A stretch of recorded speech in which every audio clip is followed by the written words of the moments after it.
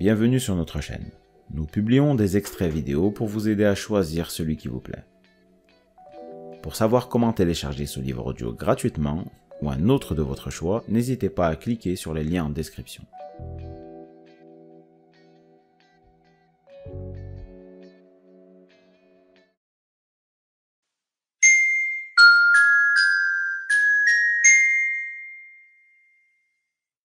Ophélie scrutait l'obscurité, échevelée, les paupières collées de sommeil. Quelque chose l'avait réveillée, mais elle ne savait pas quoi.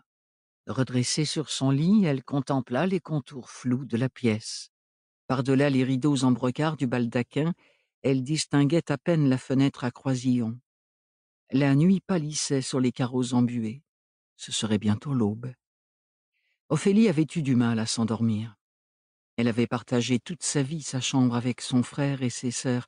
Ça lui faisait étrange de passer la nuit seule dans une demeure qu'elle ne connaissait pas. La conversation du souper n'avait pas aidé non plus. Elle prêta attentivement l'oreille au silence que rythmait la pendule de cheminée. Qu'est-ce qui avait bien pu la réveiller? De petits coups résonnèrent soudain à la porte. Elle n'avait donc pas rêvé. Dès qu'elle repoussa son édredon, Ophélie eut le souffle coupé par le froid. Elle coula un lainage sur sa chemise de nuit, trébucha contre un repose-pied sur le tapis et tourna le bouton de la porte. Une voix abrupte lui tomba aussitôt dessus. « Ce n'est pas faute de vous avoir mis en garde. » Un immense manteau noir, lugubre comme la mort, se détachait à peine sur la pénombre du couloir. Sans lunettes, Ophélie devinait plus Thorne qu'elle ne le voyait. Il avait vraiment une façon bien à lui d'engager la conversation. Elle frissonna encore somnolente dans le courant d'air glacial de la porte, le temps de rassembler ses esprits. « Je ne peux plus reculer », finit-elle par murmurer. « Il est trop tard, en effet. Nous allons désormais devoir composer l'un avec l'autre. » Ophélie se frotta les yeux comme si cela pouvait l'aider à dissiper le voile de sa myopie, mais elle continuait de ne voir de Thorne qu'un grand manteau noir. Cela importait peu. Son intonation avait laissé assez clairement entendre à quel point cette perspective ne l'enchantait pas, ce qui comblait d'aise Ophélie. Elle crut discerner l'ombre d'une valise pendue à son bras. « Nous repartons déjà ?»« Je repars, » rectifia le manteau. « Vous restez chez ma tante. Mon absence n'a que trop duré, je dois reprendre mes activités. » Ophélie s'aperçut soudain qu'elle ignorait toujours la situation de son fiancé. À force de le voir comme un chasseur, elle avait oublié de lui poser la question. « Et en quoi vos activités consistent-elles » ? « Je travaille à l'intendance, » s'impatienta-t-il. « Mais je ne suis pas venu vous voir pour échanger des banalités, je suis pressé. » Ophélie ouvrit les paupières à demi. Elle n'arrivait tout simplement pas à imaginer Thorne en bureaucrate.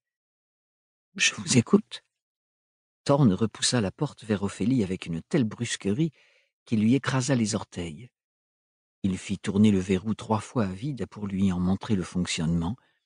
Il la prenait vraiment pour une demeurée. « À compter d'aujourd'hui, vous vous enfermez à double tour chaque nuit, est-ce bien clair? Vous n'avalez rien d'autre que ce qui vous est servi à table et de grâce. Veillez à ce que votre intarissable chaperon modère ses propos.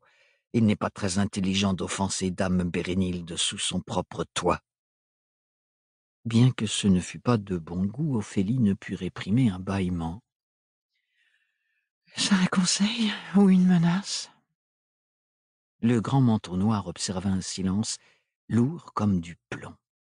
« Ma tante est votre meilleure alliée, » dit-il enfin. « Ne quittez jamais sa protection, ne vous promenez nulle part sans sa permission, ne vous fiez à personne d'autre. » « Personne d'autre? Voilà qui vous inclut, non ?» Thorne renifla et lui referma la porte au nez. Il n'avait décidément pas le sens de la plaisanterie. Ophélie partit à la recherche de ses lunettes quelque part entre les oreillers, puis elle se posta à la fenêtre. Elle frotta de sa manche un carreau pour le désembuer. Au dehors, l'aube peignait le ciel en mauve et déposait ses premières touches de rose sur les nuages. Les majestueux arbres d'automne baignaient dans la brume. Il était encore trop tôt pour que les feuillages se fussent déjà dépouillés de leur grisaille, mais d'ici peu, lorsque le soleil envahirait l'horizon, ce serait un incendie de rouge et d'or sur tout le parc.